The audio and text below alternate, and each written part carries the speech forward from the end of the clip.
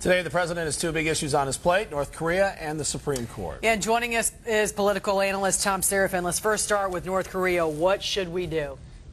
We can't play politics with foreign policy. You could lose a country somewhere along the way. I think what we've seen with Guantanomo and everything that's been going on with Iran and Afghanistan, the Republicans and Democrats, liberal Republicans coming out of the election, too much campaign work, not enough real serious foreign policy work.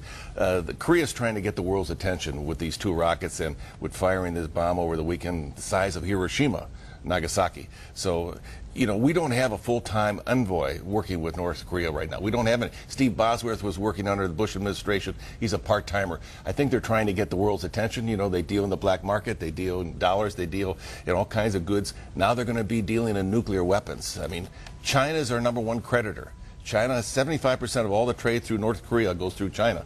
We need to work with China to get this thing resolved.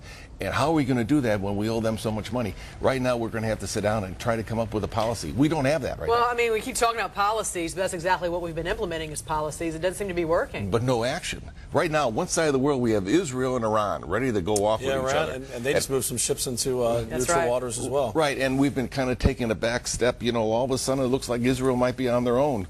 All of a sudden over here, now we have North Korea trying to get our attention.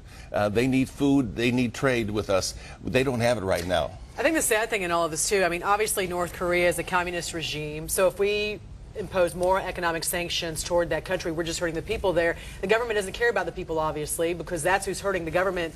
We can impose as many sanctions as we want, but they continue to do what they're doing, it seems like. Right, and they're isolated. Listen, Japan's scared of them. With these rockets and with carrying this nuclear warhead, they could wipe out Japan, they could wipe out South Korea. They might even reach Hawaii, they might even reach Alaska. So all of a sudden, the President of the United States has to really take a hard look at this, you know, from a long-term point of view. We really need to get in there and work with China.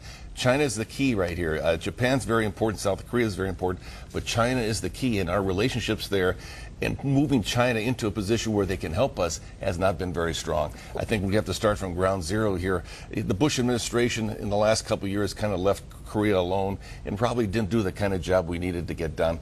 This is a situation that Barack Obama has to deal with and deal with seriously. You know, the Secretary of State Hillary Clinton has made a small effort, but this has to go big time on the radar screen. And you got to stop talking about politics in this whole thing. We have to talk about national security. National security. 58% of the people thought Guantanamo, I mean, putting those Pentagon papers, the CIA papers out there, harmed our national security in this country. He needs to get in step here. Well, speaking of Guantanamo, let's talk about closing down Guantanamo. You know, last week, senators went along with, the Senate Democrats went along with Senate Republicans and decided, you know what, we're not going to fund this anymore. We're not going to fund closing Guantanamo when you have nowhere to put these suspected terrorists. Right, and they were listening to their constituency. People are saying the Democrats kind of, you know, backed out of helping Barack Obama, but the bottom line is only 13% of the people of this country want those individuals released in this country. 75% say no way. Keep them where they are. 46% say keep that prison open down there in Guantanamo. So the public relations war or the public battle on that particular front, he's losing. So today we have the Supreme Court nominee. We're going to move that issue off the table. But the Guantanamo issue, he's not winning. He's not winning that battle.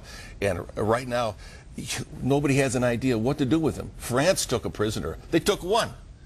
What are we going to do with the rest of them? Right. What are we going to do with the rest? Very much the like world is not cooperating. Like a political move once again. Right. You know, so he promised to shut it down. He went out and announced he's going to shut it down without a clear plan about what's going to happen next. Right. And he's trying to appease his base on the left. You know, most of the Democrats, you know, based on polling information and the left, want this place closed down. And 16% say, you know, move some of these people to the United States and give them welfare assistance, you know, give them U.S. dollars to get reacclimated.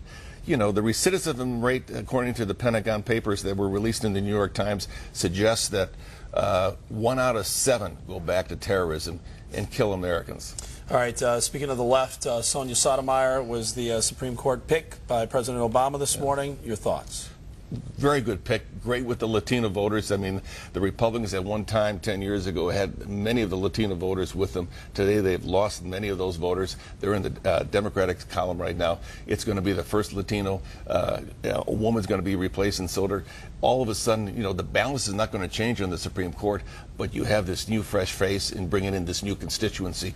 I think it's a no-brainer that she's going to be, okayed. Whether or not the Republicans want to string this thing out through August and maybe into September, that might be a mistake as far as I'm concerned. But the Democrats certainly have no problem with the votes. They've got the votes in the Congress to approve her. All right, Thom Serafin, political analyst. Thank you for joining us this morning. Talk about It's good to be here this Yeah, morning. a lot. Yeah.